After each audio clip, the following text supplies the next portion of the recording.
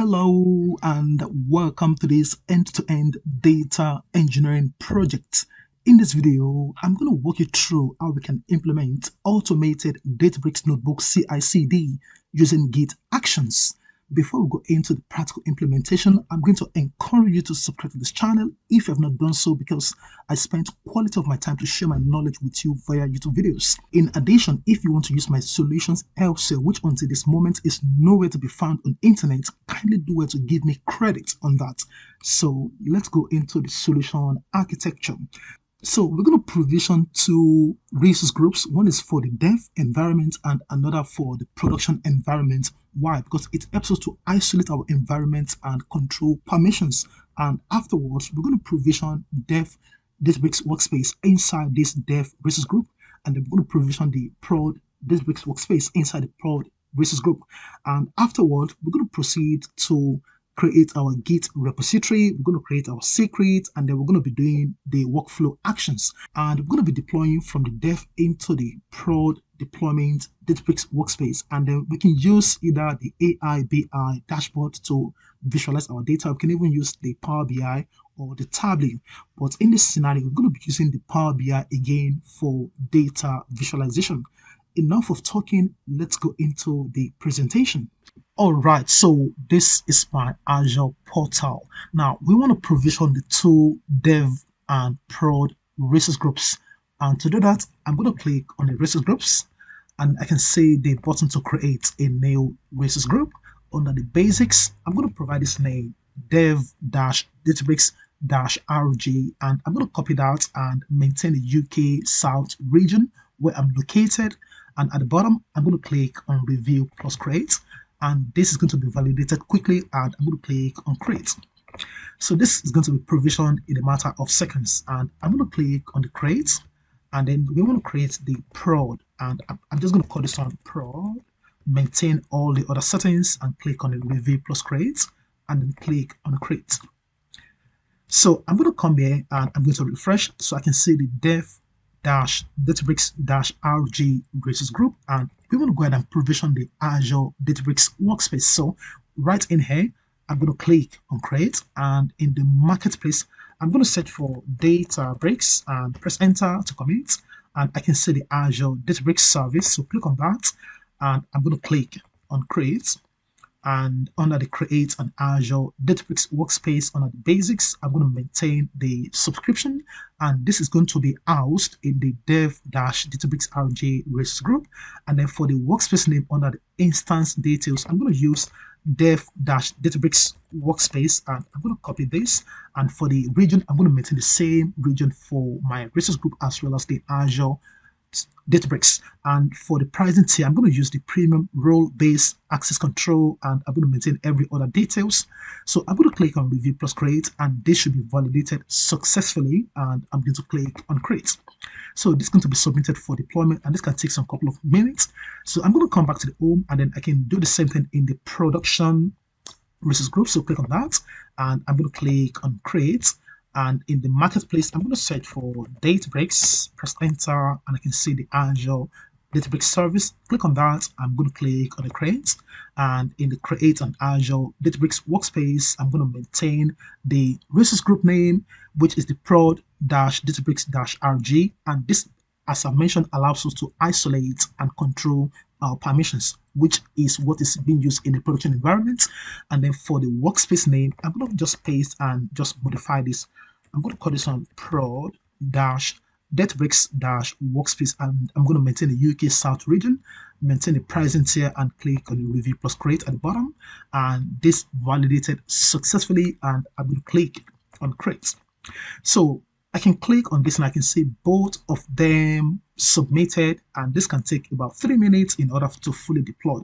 And whilst they are doing the job, I'm going to come to the GitHub, and then I'm going to create a new repository where we're going to be committing our code, where we're going to create the Git action to automate the CI/CD.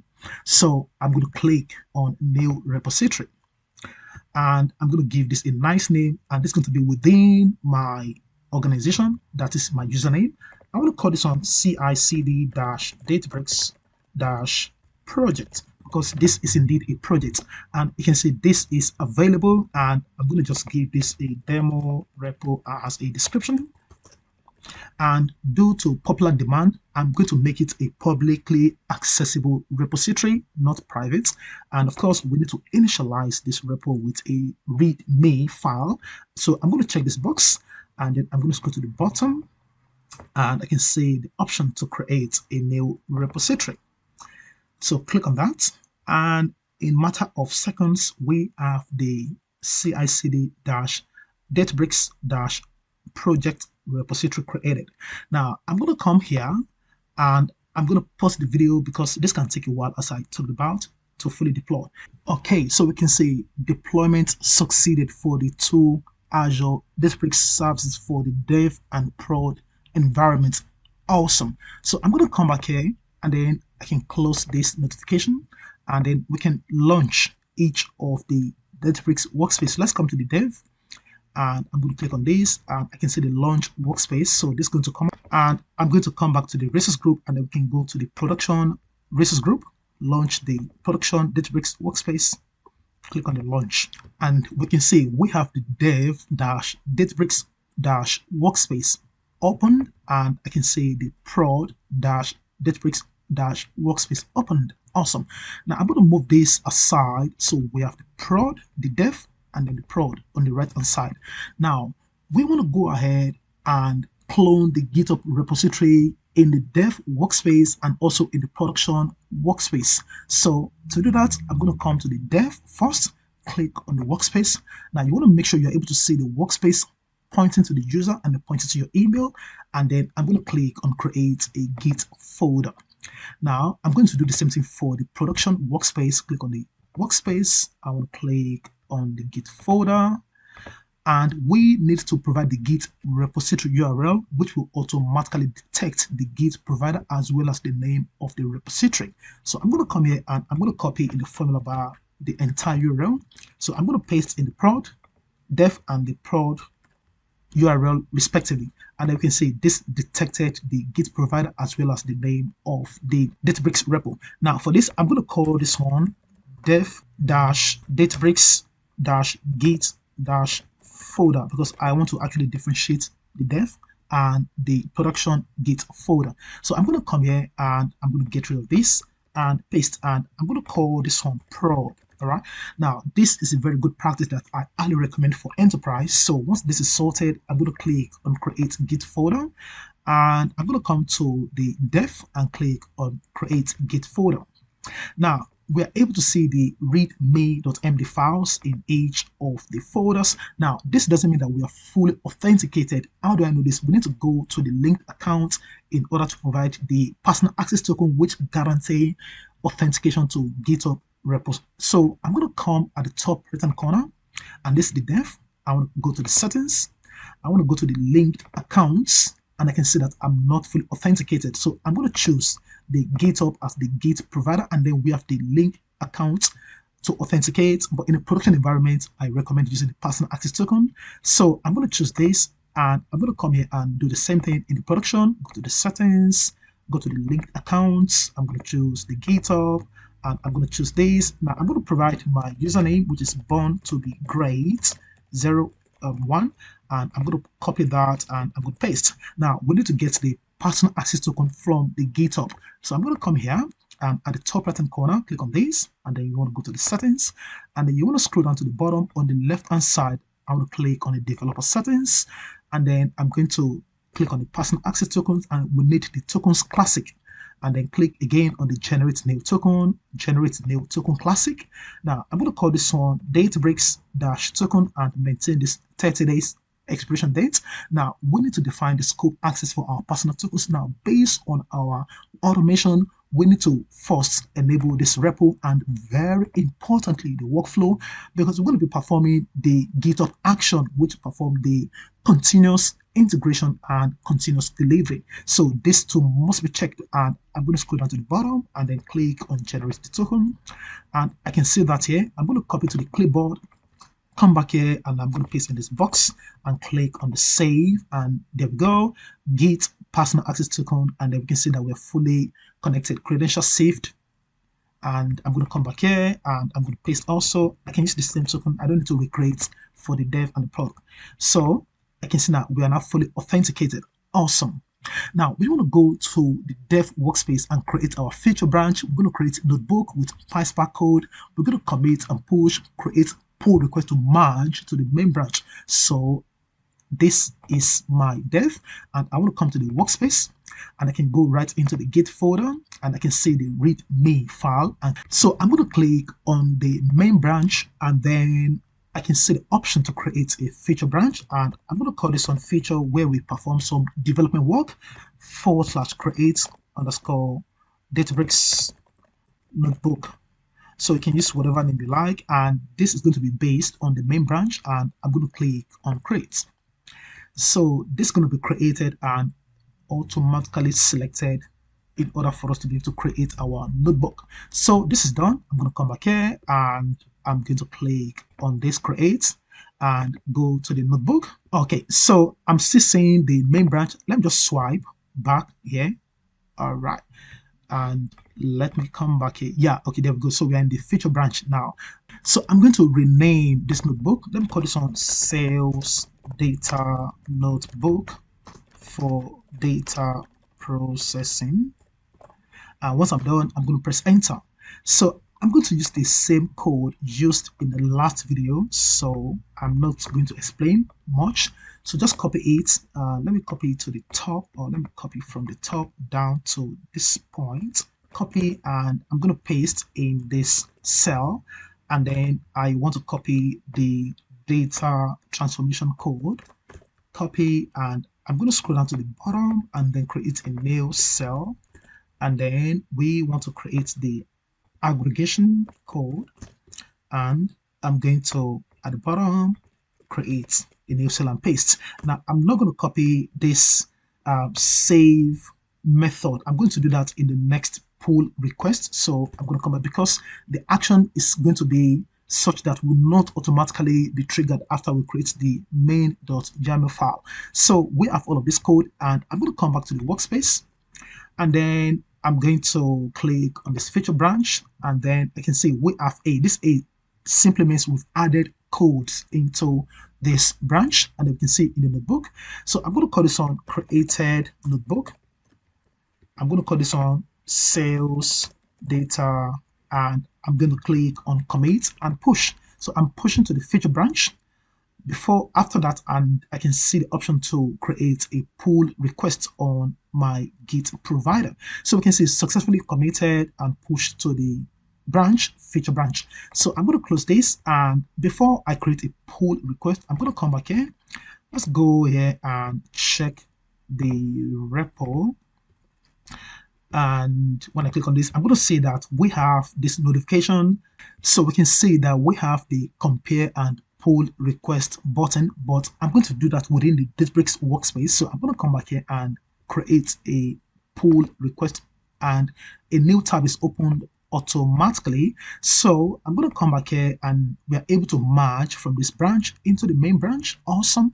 We can see the title, the description, and I'm going to click on create pull request, and this is going to check for any conflict with base branch. No conflict. We can proceed, confirm merge, and this is merged successfully and closed. So I'm going to delete this because we can recreate for future development, and I can come to the main branch, and you can see the notebook deployed, sales data notebook for data processing.ipynb, and I can click on that. I can check out the codes, the PySpark code in the notebook cells. Awesome, cool. Now I'm going to come back to the dev, and I can get rid of this, and let me just refresh. Since we've deleted the feature branch, we should be able to see only the main branch. Okay, but anyway, let me just pick that. I don't know why it's not selecting the main branch automatically, but no problem. Do not show this again. Switch branch anyway, and once that is sorted, we should be back in the main branch, and then we can see, and then we can check the code out. So I'm going to scroll to the bottom, and we should be able to see all the codes. Awesome, cool. Now, another interesting thing that you may be asking me, is this going to also deploy to the production environment? Definitely not. And this is where this solution of mine is so unique. So there's nothing like this on internet. So when I come to the workspace. Now I'm going to give this a refresh. Now I can see I'm in the production Databricks workspace. So when I come here, definitely I'm not going to see the notebook deployed even to this main branch. So the control is there for me because the Git action will be doing the continuous delivery into this environment, and which is what I'm looking at. So this is actually making my solution so unique and so powerful, and this can be adopted by enterprise. So we can say we do not have that here. Awesome. So I'm going to come back here and then we can see all the code. Now we want to go ahead and set up the Git secret for our Cicd, which we need in the workflow main branch or main.yaml file. So to do that, I'm going to come back here and then I want to click on the settings. Now the settings within this repo, not this settings here. And then we can scroll down to the security side and click on the secrets and variables and click on the actions.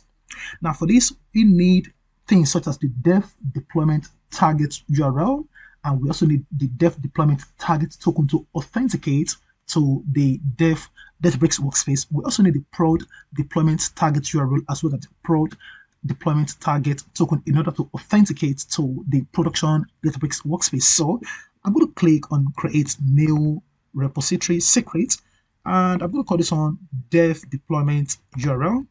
Now I'm going to come to the dev here, can you see? And I'm going to copy the URL and exclude the HTTPS protocol because I'm going to prepend that in the main.yaml file. So we don't need to include that. So never include that in my solution. And I'm going to come here, come back here, and I'm going to paste and add secrets. So this is going to be added. Let's create a new one. And I'm going to call this one dev deployment token. So to get the token, I'm going to come to the dev Databricks workspace at the top right hand corner, click on the settings, and then want to go to the developer tab, and then we can see the option to set up secure authentication to Databricks API using the access tokens. So click on the manage, and then I want to generate a new token. I'm going to call this one dev-token. I'm going to maintain the 90 days lifetime. I'm going to say that, copy into the clipboard, and then click on the done. Come back in here. I'm going to paste in the secret box, add secret. Now we want to move to the production, so new repository secret, and I'm going to type in prod deployment URL, and I'm going to come here. So we are in the prod. Click on this and then go to the settings. Go to I want to just copy the URL. So copy this, exclude the HTTPS protocol. Again, we're going to prepend that in the main.yaml file. So paste in here, and I'm going to click on the add secrets, and again want to create a new repository. It's going to be prod deployment token in order to authenticate. Again, I'm going to come here, and since I'm here, go to the developer and then click on manage for the access tokens. I'm going to call this on prod-token. 90 days is fine. Copy that to the clipboard. Done. Come back here and I'm going to paste, click on the add secrets. So we have all the GitHub secrets for our Cicd to kick off. Now this is not going to kick off automatically because we need to create the actions. So I'm going to come in, and this is where the workflow comes in. So I'm going to set up a workflow by myself. Click on that, and this is going to automatically create this extension .github/workflows/main.yaml. Now you can use whatever name you like, just make sure that it ends with .yaml, and this is going to be within the main branch where we have the notebooks, the codes, and so on. So I'm going to come to my unique solution. So I'm going to copy all of this and I'm going to paste in this box and then just walk you through the solution. So you can see I've got the main name here, all right, and then we have on push, we have this paths ignore, so I'm just ignoring this .github/s***, and then we have base. This is going to point to the main branch, and then for the jobs, I've got the deploy dev, which performs deployment from the dev, and then we have this running on Ubuntu latest, and then for the environment, we specify the Databricks host name, and then to get the Databricks host, that's the URL, I'm using this secret.dev_deployment_target URL, and then this is going to be within this curly bracket, and then we're using this $sign to call that secret from our GitHub Action secrets. And then we have the Databricks token, and then we have the secret.dev deployment underscore target underscore token, and then we need to specify the repo path. So for this, I'm going to come back to the dev, and then I want to go to this workspace, and then I want to click on this, and let me click on this kebab, and then I want to copy the full path. So once that is copied, I'm going to come here and then carefully get rid of this placeholder. I'm going to paste. So we have this /workspace /user /Abiola, your email address, and then we have this /dev Databricks-git folder. So I'm going to quickly copy this, and then we use in the deploy-production, which is at the bottom here. So I'm going to come here and get rid of this, and so that I don't forget, I'm going to turn this to prod. Now, if I don't turn this to prod, this is not turning to prod. There's going to be an error. So you want to make sure that everything is configured accurately. So this is pointing to the prod git folder, and this is pointing to the dev. And then we have all the other steps, such as the steps, name, checkout, repository, and then uses actions /checkout at version 3, and then we have the setting up of the Python. So I'm using the Python version 3.8, and then we have the setting up of the Databricks CLI, including the extracting the branch name, and then we have this run echo branch and so on and so forth, and then I've got this update Databricks repo also specified. So I've got almost similar things for the deploy prod. So again, I'm calling the prod deployment target URL as well as the deployment target token, and again we have the repo properly specified. So once this is done, I'm going to click on commit changes, and I can give this one something meaningful. Let me just call this one my YAML file. This is not really important. Now we need to commit directly to the main branch where we have the codes. So I'm going to click on commit changes. Now this will not automatically kick off the action when I come here. Yeah, I'm not going to say that here. That's fine, because I want to be able to control the whole thing. So now I'm going to come back to the dev. Now, by the way, let me come to the prod. Again, let me refresh. You can see there is absolutely nothing in here. Okay, you can see nothing is deployed. So let's come back here, and then I want to create a branch. Now, I'm going to create a new branch and call this on feature. And now I want to use the save as table here now. So okay, let me just use as a single save as table. So I'm going to click on create. So I want to copy the save as delta table, and we're going to be using the overwrite, and then I'm going to specify the name of the Unity catalog, the name of the schema, and the name of the table. By the way, we've not created it down, so I'm going to create down in the production. So I just copied it now, come back in here, and I can close this for now. Now I'm in the feature branch, click on the sales data notebook for data processing, and then I'm going to scroll down to the bottom and then create a new cell. Now, as soon as this is pasted and I come back here and I create a pull, I merge first and then create a pull request, the action will be kick off automatically. So let me just call this on save as table, and then I'm just going to leave this out, commit and push to the feature branch. And once that is done, I can see successfully committed. I can create a pull request. A new tab is open, and I'm able to merge, create a pull request. And once this is done, click on the pull request, confirm the merge.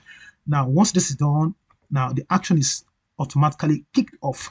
So I'm going to scroll to the top. Now, before I check the action, of course, that's going on, I can come to the main branch and check the part of the code. You can see this is sign that it's actually running, but I'm going to come back to that, and let me just check the code we just pasted. There we go. So we can see that save as table. So we have the sales underscore transform dot write dot format, and the format is a delta, and then the mode is overwrite, and I'm going to provide the extension that is the 3 namespace using the save as method. I can come back in here, I can get rid of this. Let me just quickly go back to the main branch. Okay, I'm gonna switch anyway, close this for now, and when I click on this and scroll to the bottom, I can see that here. So I'm not going to run all this code within this Databricks workspace. Of course, I can choose to, but since I understand this is going to work, I'm not going to run anything, and I'm not going to create anything like the name of the catalog and so on and so forth. So let's come back to the action and see the main important thing. Come to the actions. Amazing. So we can see we have this merge pull request tool. Cool. When I click on that, I can see we have the deploy -dev deploy -prod. Awesome. So I can click on this and investigate the step. We have the setup job, check out repository, setup Python, setup Databricks CLI, extract branch name, update Databricks repo def, post setup Python, post checkout repository, complete job. And when I come to the deploy prod, I can see the steps. So these are all the steps. Absolutely fantastic. Now, when I come here, I don't need to do anything. Amazing. So everything just deploys. Absolutely cool. So the current time is 16:26, and then you can see when this actually jumped in, it came about 3 minutes ago, and this is 6:25 p.m. And I can come here and I can check the code in the production. Absolutely fantastic.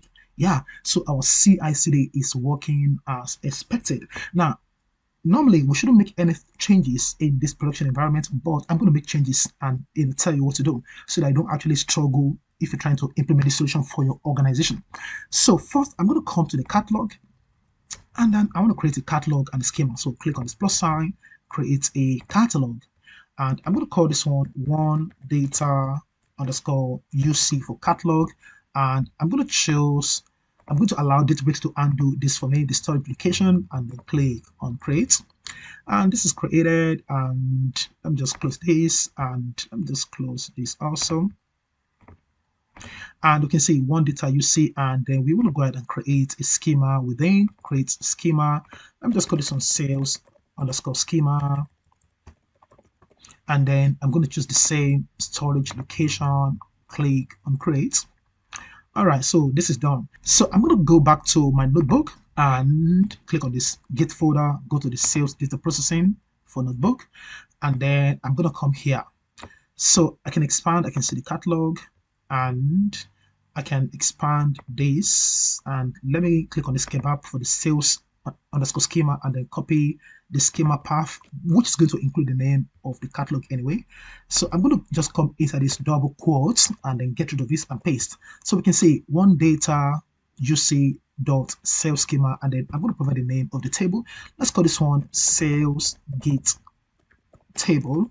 Now, because I've made the changes to this production environment, now it is important because I'm in the main branch. Of course, I could have done this within the feature branch, but I'm doing this in the main branch. So you need to create a pull request in order to send this notification to the Git Actions in order not to get an error. So what I'm going to do, I'm going to come back here. Now, don't forget we are in the production, and then I'm going to click on this. So when I click on that, I can see I'm in the main branch, and then you can see I've done some modification. All right, I'm going to just commit this, and let me just call this one name of catalog and schema. Okay, and I'm going to commit and push. So when I click on that, I can see successfully committed and pushed to the main branch. Now I'm going to just click on this create a pull request. Now as soon as I click on that, I'm going to see choose different branch. So this is actually pointing to the main branch of the main branch. So this step is actually needed in order for the Git action to work as expected. So we don't need to do this again. So I'm going to come to the actions. When I come to the action, I can see name of catalog and schema workflow is actually running, and I'm going to wait. So you can see deploy -def succeeded, and once this deploy -prod succeed, then we are good to go. Amazing. So both of them succeed. Absolutely cool. Now I'm going to come back here. By the way, I could have run the cells, so I'm going to do this one again, and I'm going to click on the run all the cells. So this is fine. And it's going to automatically connect to my serverless compute. And even running a cell simply means you've made modification to the file. Okay, so I'm going to wait for some couple of moments for all the cells to run, and then when all of these cells run, I'm going to go back to the Git folder in the production Databricks Workspace, and this is going to also tell us that we've made some modification. So even running a single cell entails you making the right pull request to the main branch in order for the Git actions to keep on working as expected. So I'm going to just wait for some, maybe 2 minutes, and wait for all of these cells to run, and we can move to the next step. All right, so we can see the first cell executed successfully with this check mark, and then we can go to the data transformation. This also succeeded. and this succeeded. Okay, yeah, this is actually going on, and once that is done, yeah, succeeded, and then we move to writing to the Unity catalog as a delta table using this sales underscore git underscore table name. Awesome. So all of this runs successfully. I can come to the catalog, and then I can just give this a refresh. Of course, not really compulsory. Let me just close all of these, and I can go to the one data UC. I can go to the sales schema, and then we can see we have the table. Now, as I mentioned, I'm going to come to the workspace, and then when I click on this Git folder on the main branch, and then we can see this has been modified. So just a mere running of the cells simply means you've modified something. So this has to be done. So I'm going to call this one executed all the cells. Okay, I'm going to go ahead and commit and push and just create a pull request. So you can see nothing to do, nothing to compare and so on, no problem. When I come to the actions, so executed all the cells is now running. And I'm going to expand this. Now I'm actually taking you all through this step just to make sure that this code, this solution doesn't break. So I'm confidently sure that it's not going to break if you follow all the steps outlined in this video. Again, if you're new to this channel, please make sure you subscribe to this channel, and you can share this video with your friends so that they can learn, and there's a lot of things to come. So deploy-dev succeeded, and then let's move to the deploy-prod. So you can see this actually going on. By the way, if you're encountering any problem, just make sure you watch this video again. If you follow what I've done in this video, definitely you're not going to get any problem, because I'm not actually breaking the video. Everything is recorded live.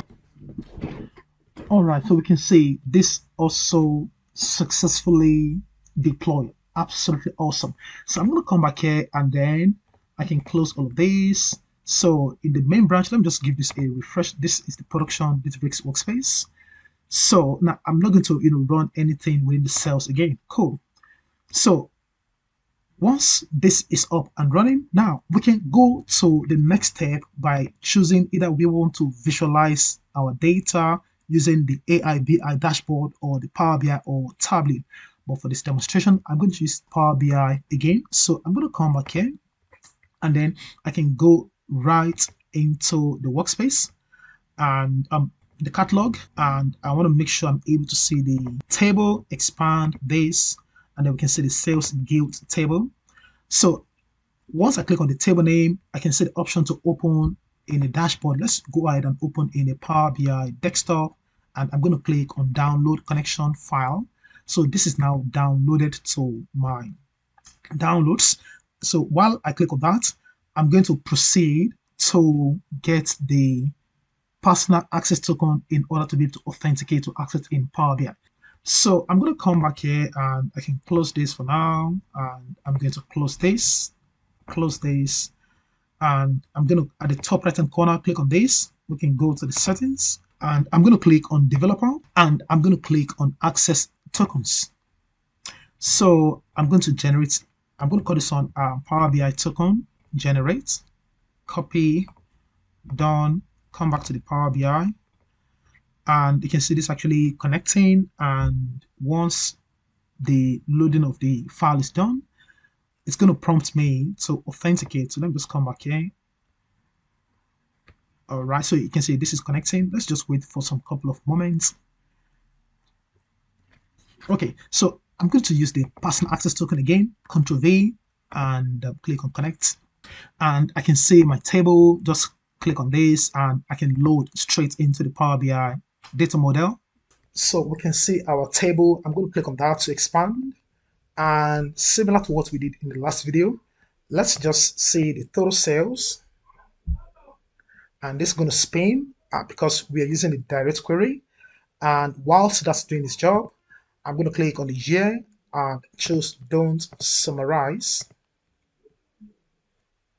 and I can drag the year across into the report canvas, and then we can slice this by the sales amount. Let's turn it to table. So we can see we have the 2022 and 2023 sales records.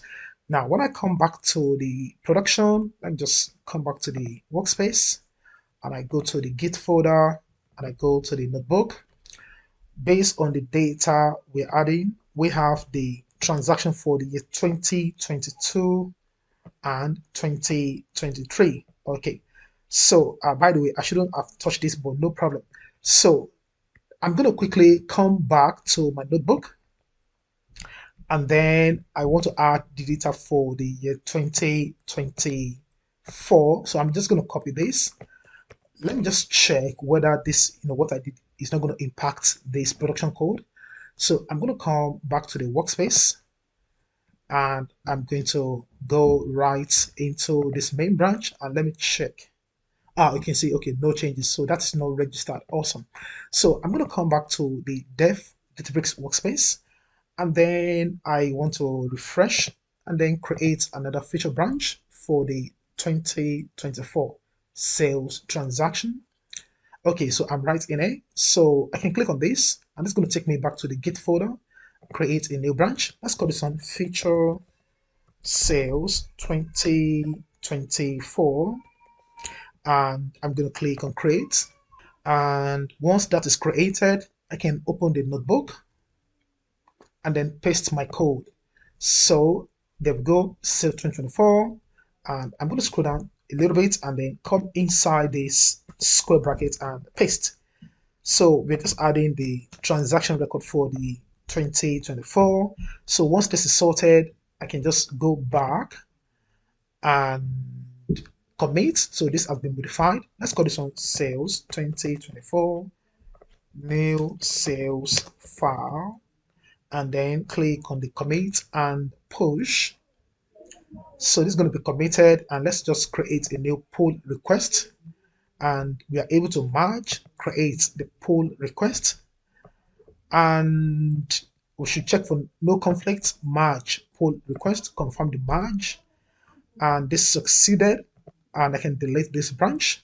And as soon as that is deleted, I can come to the actions, and this is going to kick off that specific pull request number 3. So you can see the action here, and this is going to start from deploy-dev. And once this succeeds, we're going to see the deploy-prod taking place. Now I'm actually taking you through all of these steps again, just to make sure that the code, is working, or the code, the actions is working. It can work multiple times without breaking. So for now, I don't need this. I can delete this. Okay, so we can see this actually deploys in just 15 seconds, which is really cool. Now I'm going to come to the production, and I can just give this a refresh. And once that is done, I can come to this notebook. Okay, and then when I scroll to the bottom, we can see the record for the 2024, which is cool. Now, I'm going to again run the cells, but in the production environment at this stage, before adding the 2024 data, I highly recommend scheduling it so that you don't have to be running the cells again and again. So let's just schedule this, and I'm going to schedule this to run every 1 minute. So I'm going to maintain my time zone, and this is going to be using the serverless compute, and I'm going to click on create. So in lieu of running the cells, I'm going to allow the schedule to do that. Now the schedule will not be recorded as a modification, okay?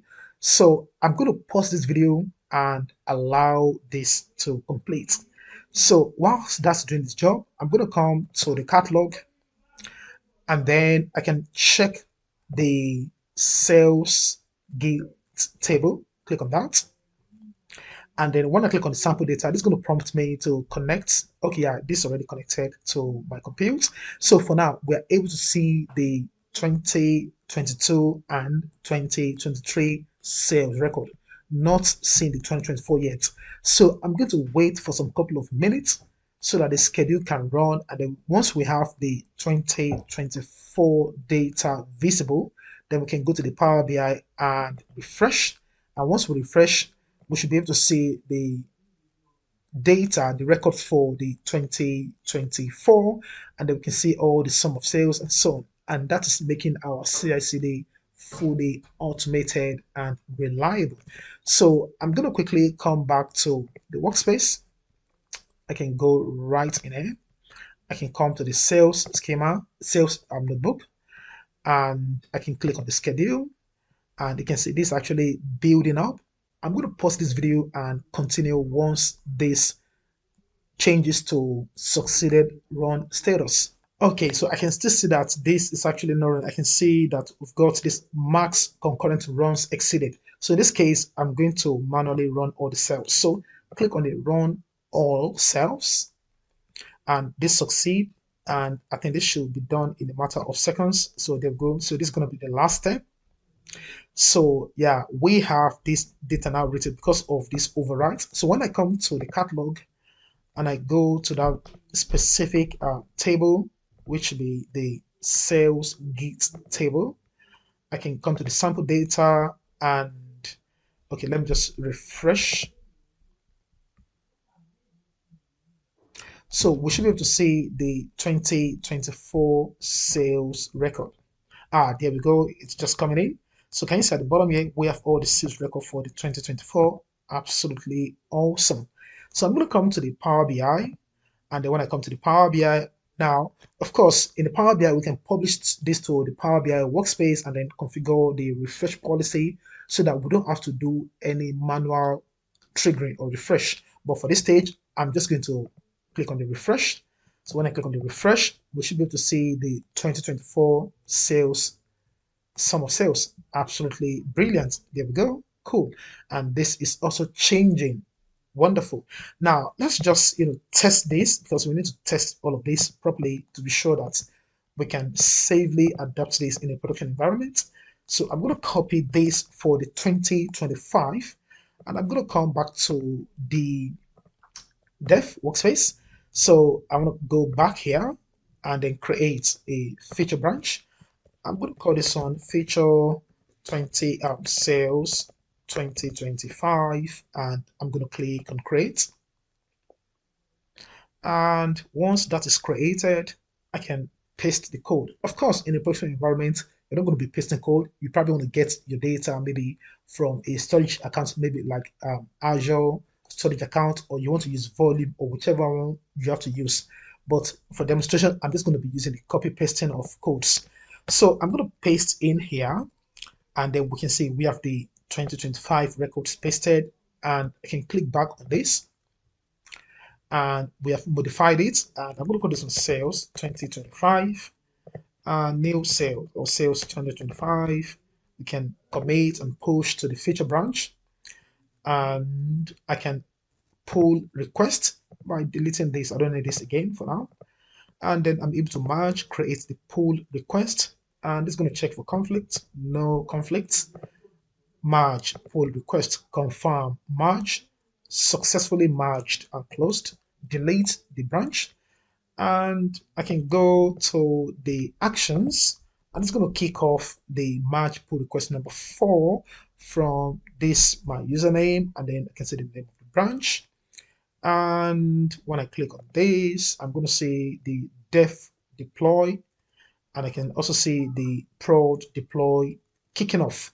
So again, I'm going to wait for this to deploy. Once this succeed, of course, you might get an error somehow, but if you follow this video keenly as I've demonstrated, and you probably use all my steps, you probably won't encounter any error. So this deploy successfully.